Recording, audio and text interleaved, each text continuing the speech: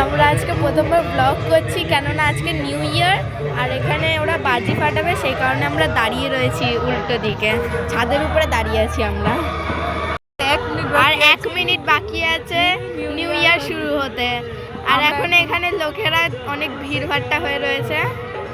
বেজে গেছে, বাই।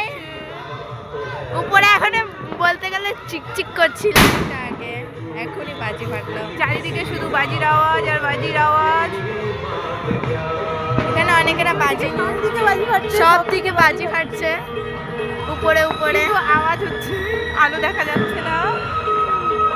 আর আমরা রাত্রেবেলায় ব্লগ করছি, টাইম পাইনি আমরা ব্লগ করার।